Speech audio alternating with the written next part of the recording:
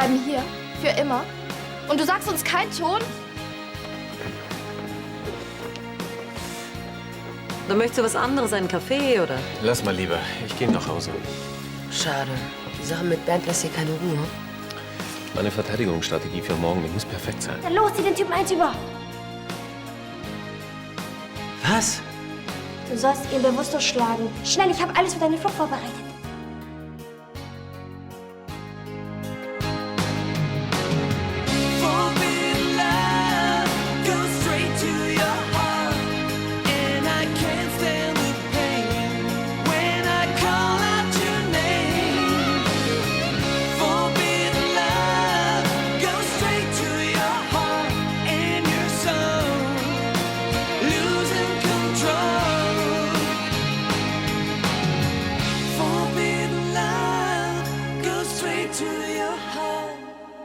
Los.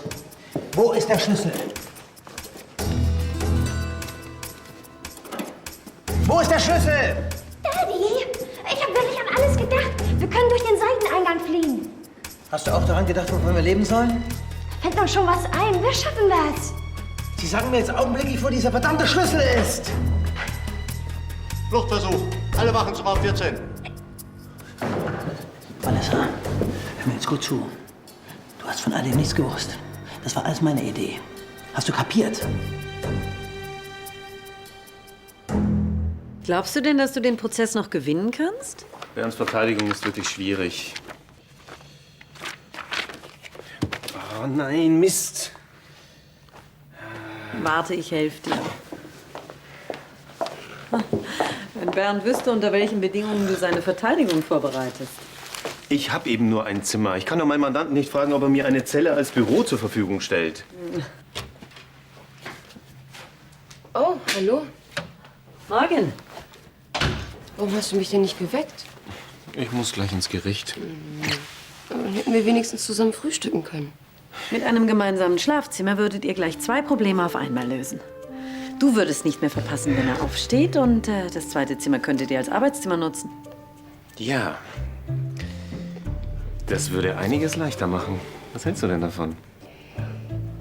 Ja, also... Oh, entschuldige. Oh. Schneider? Was? Ein Fluchtversuch? Ich bin gleich da. Auch das noch. Wir müssen das nachher in Ruhe besprechen. Ja? Bis dann. Tschüss. Tschüss. Ja, warte, ich komme mit. Also, schönen Tag. Tschüss. Tschüss. Überhaupt, ich habe eigentlich gar keinen Bock, noch mehr über die Stadt zu erzählen. Bei Konstantin sieht das schon anders aus. Wenn der einen so anlächelt. Hey, klopf gefälligst an. Die Geheimnisse der Lisa B. Verzieh dich. Okay, dann treffe ich mich eben allein mit Konstantin. Halt, ich komm mit.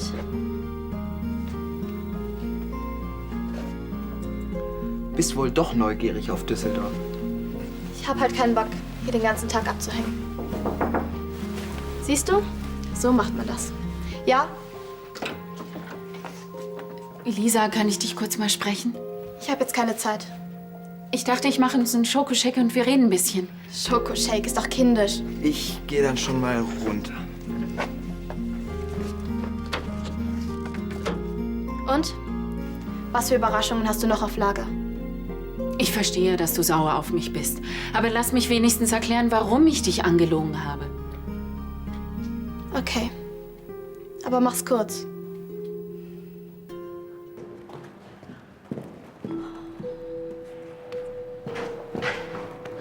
Wo ist Dad? Wie geht es ihm? Wie kommt Bernd auf so eine Schwachsinnsidee? Dieser Fluchtversuch ist ein gefundenes Fressen für den Staatsanwalt, der dich übrigens auch gleich befragen wird. Jetzt würde ich aber gerne wissen, wie das abgelaufen ist. Naja, ich weiß nicht. Ich wollte Dad nur sehen. Wie bist du denn überhaupt hier reingekommen? Du kennst mich doch. Ich höre. Der Wachmann ist auch nur ein Mann. Ich habe ihn eben ein bisschen bezirzt. Oh, du wusstest, dass Bernd fliehen wollte. Nein, ich hatte keine Ahnung. Als dein Anwalt rate ich dir, bei dieser Aussage zu bleiben. Sonst bist du dran wegen Fluchthilfe.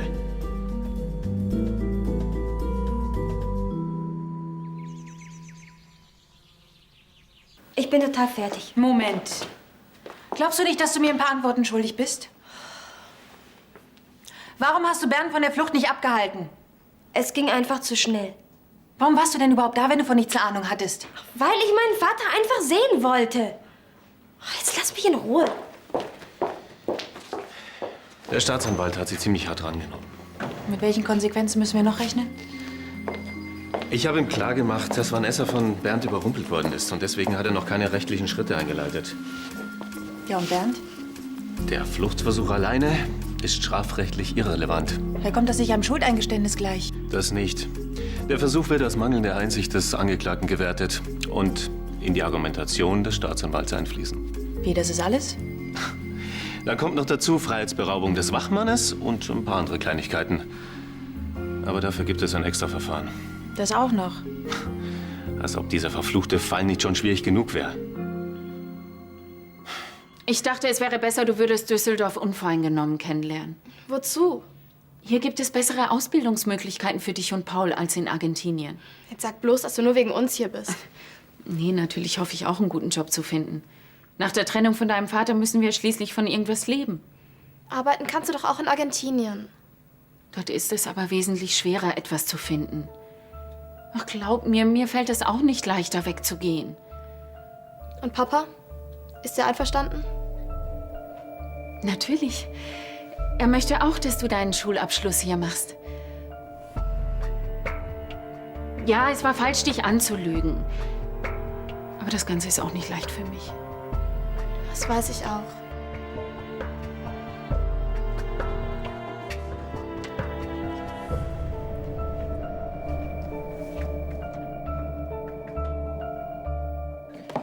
Also irgendwie kommt mir diese ganze Aktion immer seltsamer vor.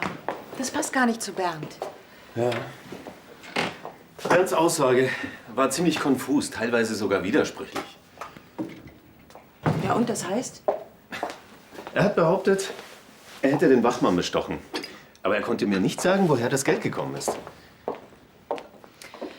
Was ist, wenn Bernd diese Flucht gar nicht selbst initiiert hat? Ich kann mir auch vorstellen, wer dahinter steckt. Aber was stört dich daran? Schnarcht Lars etwa? Nein, und zum Glück sind wir auch noch nicht verheiratet, verstehst du? Oh, hallo Lars, hallo Carlo. Hallo. Es ist ja ein Zufall. Ja, wir wollten gerade Kaffee trinken. Trifft sich gut, wir auch. Prima. Guten Tag, Herr Schneider. Wie geht es Ihnen denn? Ehrlich gesagt, gab es schon bessere Tage. Hätten Sie vielleicht einen Moment Zeit für mich? Ja, um was geht's? Sie wollten doch mit mir die Menülisten für nächste Woche durchgehen. Ja, aber das hat doch noch Zeit. Natürlich. Ja.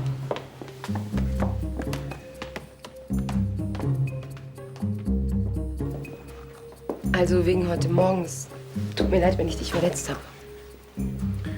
Hast du noch mal über Charlies Vorschlag nachgedacht? Schon, aber ich brauche halt meinen Freiraum. Ich könnte gerne etwas mehr Zweisamkeit vertragen. Mann, wir sehen uns doch kaum noch. Ja, aber ein gemeinsames Schlafzimmer ändert doch auch nichts daran. Entschuldige. Schneider? Ah, guten Tag, Herr Oberstaatsanwalt. Nein, Herr Schloten, Sie stören nicht. Nein, in dem Fall muss ich Ihnen aber leider widersprechen. Nein. Dann hätten wir alles geklärt. Wiederhören. Ich hätte nicht gedacht, dass das so schnell klappt. Hast du einen Job? Ja, fast. Ich muss nur noch den Taxischein und die Ortskenntnisprüfung bestehen. Was denn? Du willst Taxi fahren? Ja. Ist so ein Taxischein nicht furchtbar teuer? Das finanziert mir das Taxiunternehmen, wenn ich mich danach als Fahrerin verpflichte. Und du glaubst, das ist das Richtige für dich? Absolut. Ich kann mir die Schicht so einteilen, dass ich Nachmittagszeit für Lisa und Paul habe. Na, das klingt doch gut. Hast du dich denn mit Lisa inzwischen ausgesprochen? Du glaubst gar nicht, wie erleichtert ich bin. Wie hat sie es denn aufgenommen? Die Wahrheit über ihren Vater. Ich habe ihr nicht alles erzählt. Ja. Und wo hast du ihr denn erklärt, Dass die Kinder gegen Alex Willen hier sind? Das weiß sie noch nicht. Aber Susanne, Ja, was? Soll ich ihr etwa erzählen, dass ihr Vater psychisch krank war? Ich habe ihr jahrelang eine heile Welt vorgespielt. Als er wieder gesund war, da hast du dich auch um alles alleine gekümmert. Kinder, Firma. Ja, und er hat sich immer nur für seine Geliebte interessiert. aber wenn sie das weiß, dann versteht sie doch den Grund eurer Trennung. Sie liebt ihren Vater. Das will ich ja nicht kaputt machen. Aber irgendwann wird sie es sowieso erfahren. Ja. Bis dahin könnte aber mehr kaputt sein, als du reparieren kannst.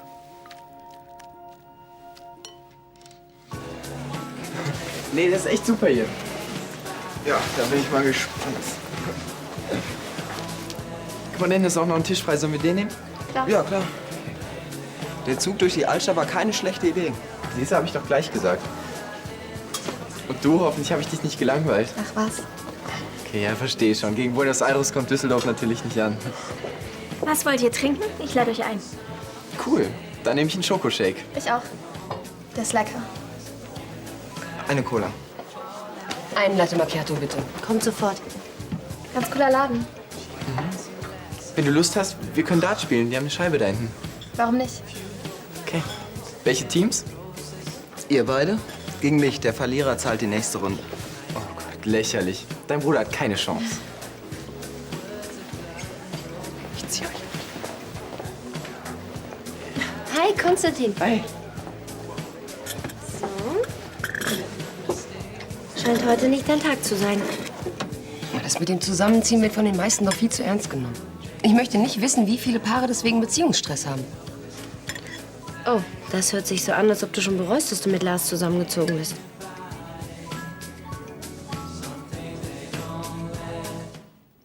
Bernd hätte niemals so einen aussichtslosen Fluchtversuch geplant.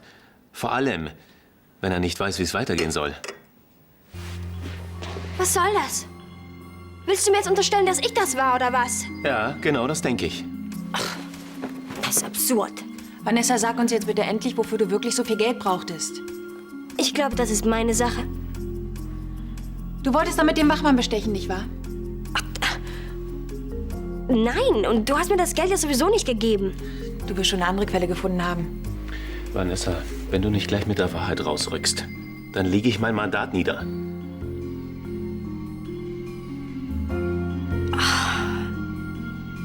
Ja, okay. Ich war's.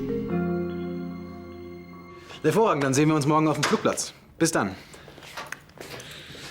Bingo! Die Promoparty war ein voller Erfolg. Das war schon der 3. Geschäftsmann, der sich für meinen Shuttle-Service interessiert. Lass mal, so viel gute Laune ertrage ich gerade nicht. Wieso das denn? Lass mich raten. Lars? Er will unbedingt, dass wir die Zimmer anders aufteilen. Ein gemeinsames Schlafzimmer und ein Arbeitszimmer. Und eins für die lieben Kleinen? Damit wir uns nicht falsch verstehen, ich würde meins gerne behalten. Gregor, schön, dass du dich so gut darüber amüsierst. Hey, ich kenne viele Frauen, die sich darüber freuen würden.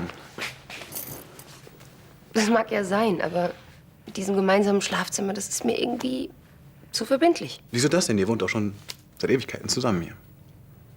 Ja, aber das ist nicht dasselbe. Ich meine, ich habe immer noch eine Tür, die ich hinter mir zuziehen kann.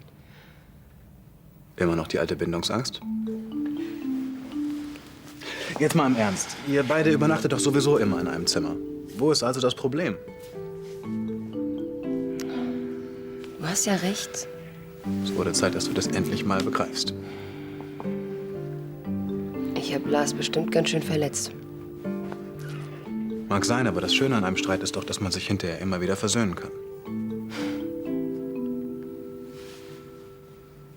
Wir haben doch diesen Fernsehsender verklagt, weil er den Beitrag über mich gebracht hat. Und die haben mir 12.000 € Schadenersatz gezahlt. Und von diesem Geld hast du den Wachmann bestochen. Großartig. Ich wusste noch gar nicht, dass meiner Klage stattgegeben wurde. Konntest du auch nicht. Das Geld wurde direkt an mich ausgezahlt. Ohne Wenn und Aber? Deine Argumentation war eben sehr überzeugend. Ich hätte nie gedacht, dass ich eine erfolgreiche Klage jemals bedauern würde. Was kann ich denn dafür, wenn du nichts unternimmst? Es hat diese Sekretärin gegen Dad ausgesagt hast, dann hast du ihn ja total aufgegeben. Zufällig hatte ich vor, die Glaubwürdigkeit dieser Zeugin in Frage zu stellen. Du gehst zu keiner Verhandlung mehr, ist das klar?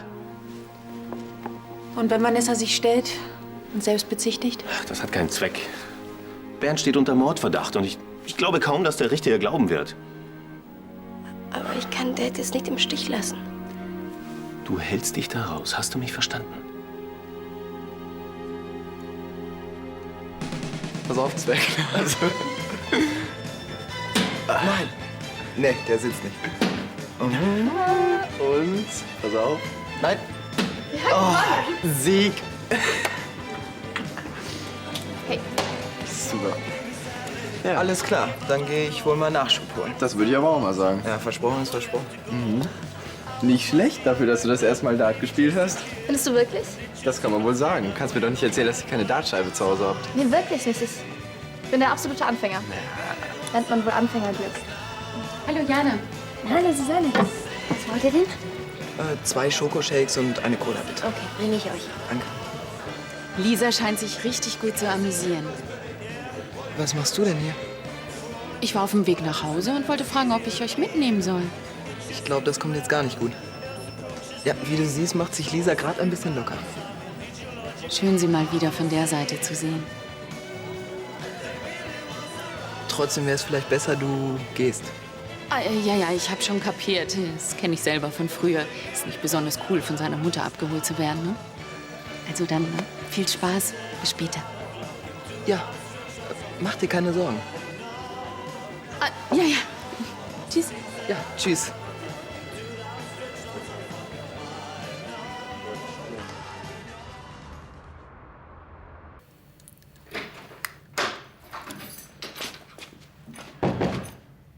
Oh, mach's dir ruhig bequem. Komm, setz dich zu mir.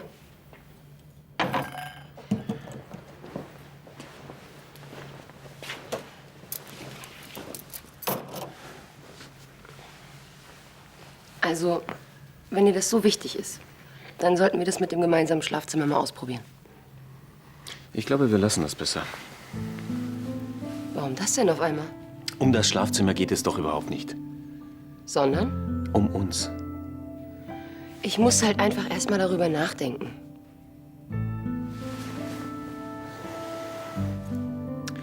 Liebst du mich? Wie kommst du denn jetzt darauf? Du bist mir schon einmal diese Antwort schuldig geblieben. Das stimmt nicht. Ich habe dir erklärt, dass so eine Beziehung für mich erst mal wachsen muss. Ja und? Ist da jetzt was gewachsen oder nicht?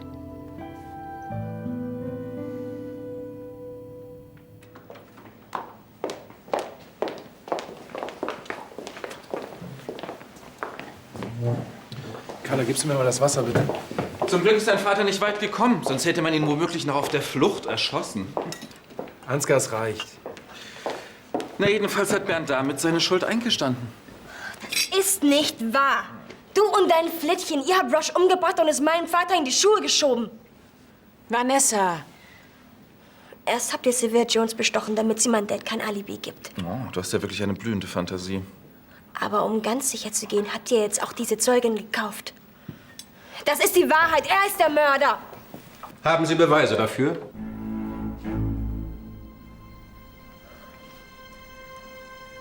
Nein. Dann behalten Sie Ihre Anschuldigungen in Zukunft bitte für sich.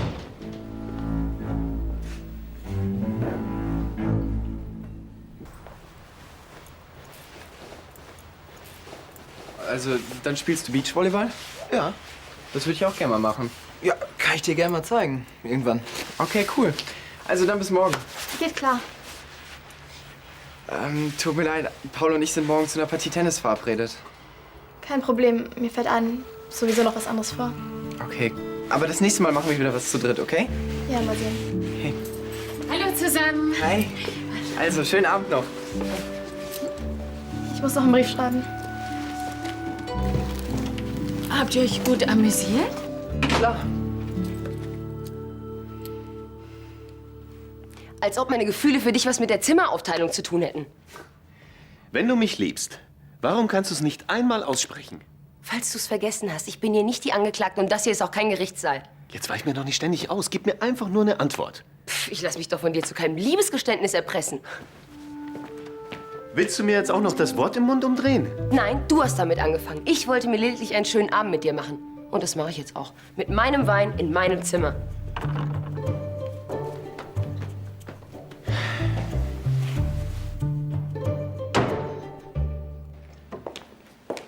Dein Vater ist doch wirklich zu dämlich. Er schafft es tatsächlich, sich immer weiter reinzureiten.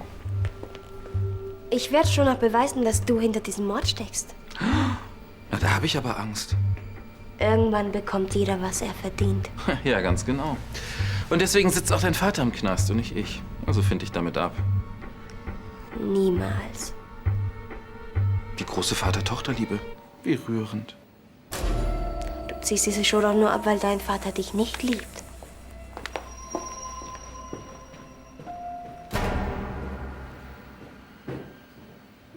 Es freut mich, dass dir das No Limits gefällt.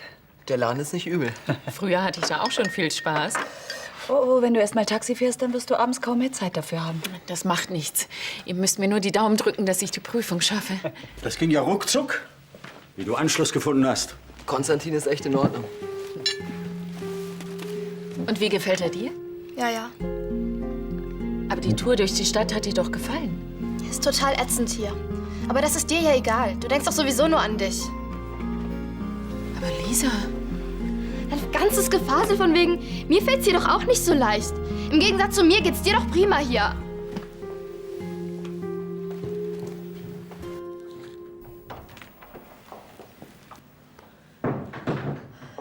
Carla, das tut mir leid, dass ich eben so ausgerastet bin, aber wenn ich Ansgars überhebliches Grinsen sehe. Reiß dich in Zukunft einfach zusammen. Mach ich. Was liest du da eigentlich? Unter welchen Umständen man früher entlassen wird, wenn man wegen Mord verurteilt wurde. Sag mal, war Lars nicht deutlich genug? Du sollst dich da raushalten. Aber ich will Dad doch nur helfen. Ja, von wegen. Du denkst nur an dich. Wie kannst du sowas sagen? Ich liebe meinen Vater. Er ist der einzige Mensch, den ich noch habe. Genau, das ist der Punkt. Du hast Angst, allein zu sein. Aber so machst du alles nur noch viel schlimmer für ihn. Das wird dein Vater dir nicht verzeihen. Und wenn du so weitermachst, dann hast du seine Liebe bald verspielt. Endgültig.